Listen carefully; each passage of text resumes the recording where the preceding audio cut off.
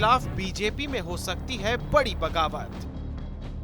ग्वालियर चंबल में बीजेपी के अंदर सबसे ज्यादा नाराजगी। पार्टी के पुराने नेता महाराज समर्थकों से दिख रहे हैं काफी परेशान। महाराज समर्थकों को मिला पद, अब टिकट पर भी दावेदारी। नमस्कार, मैं हूं स्वप्निल वर्मा और आप सभी देख रहे हैं TV9 मध्य प्रदेश छत्तीसगढ़। मध्य प्रदेश विधानसभा चुनाव से पहले बीजेपी की नैया बीच भंवर में ही फंसती हुई दिखाई दे रही है। हाँ, राजनीति का वही भंवर जहां पर जीत मिलने के बाद लगभग ये तय सा मान लिया जाता है कि जो इस भंवर को पार कर लेगा सत्ता उसी की हो जाएगी। हाँ, मध्य प्रदेश का वही भंवर जहां पर बीजेपी और कांग्रेस के स्टार प्रचारकों का ताबड़तोड़ प्रचार चल रहा है, जहां पार्टी के पास स्टार प्रचारकों की पूरी फौज इकट्ठा हो गई है, क्योंकि जो भी सर्वे सामने आ रहे हैं उसमें बीजेपी को इस भंवर को पार कर पाना मुश्किल बताया जा रहा है। ये राजनीति की भंवर ज्योतिरादित्य सिंधिया का गढ़ भी है, जहां पर ज्योतिरादित्य सिंधिया के गढ़ में बीजेपी की हालत खराब बताई जा रही है।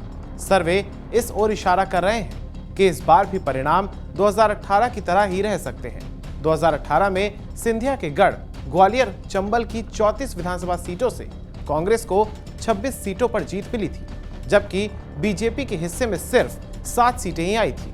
एक सीट बीएसपी को भी मिली थी। बाद में दल बदल के खेल और विधायकों के इस्तीफे के बाद बीजेपी की सीटों की संख्या बढ़ गई थी।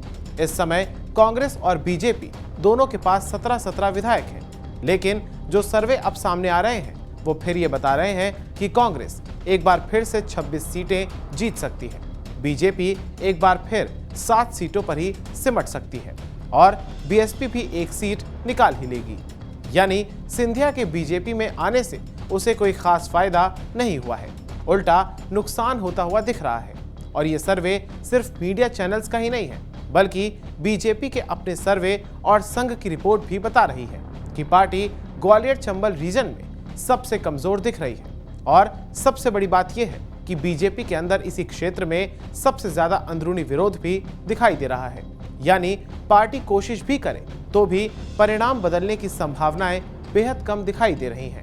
पार्टी के पुराने नेता नाराज बताए जा रहे हैं और उनकी नाराजगी के चलते ही उपचुनाव में बीजेपी इस रीजन की कई सीटों पर हार गई थी। यही कारण है कि अब हर नाराज नेता को मनाने की भरपूर तैयारी चल रही है। दरअसल बीजेपी में इस नाराजगी का कारण ज्योतिरादित्य सिंधिया और उनके समर्थकों को माना जा रहा है।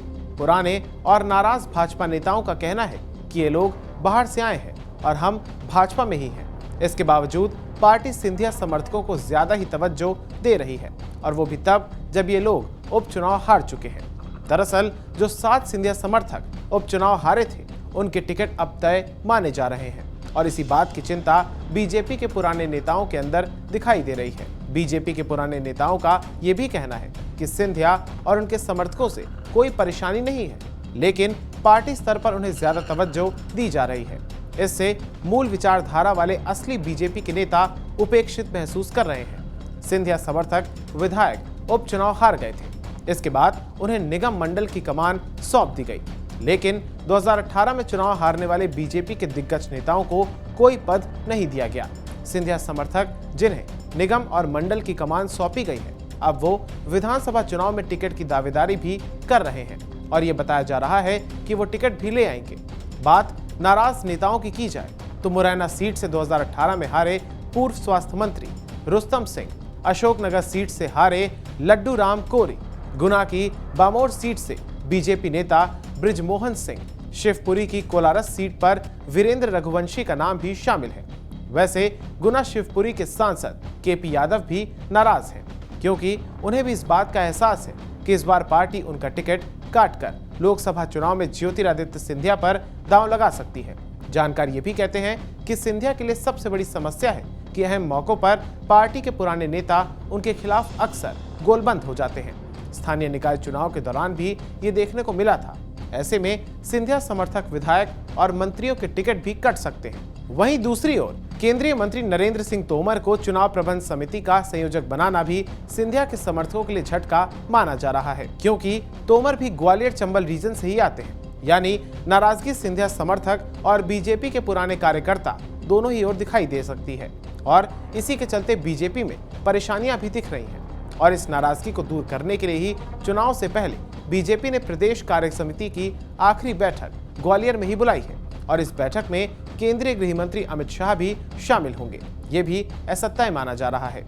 वहीं विधानसभा चुनाव 2023 में जीत किसकी होगी, ये तो आने वाले समय में ही परिणाम तय करेंगे। लेकिन ग्वालियर चंबल संभाग में बीजेपी की कमजोरी यानी कांग्रेस की ताकत कुछ और इशारा कर रही है। धन्यवाद।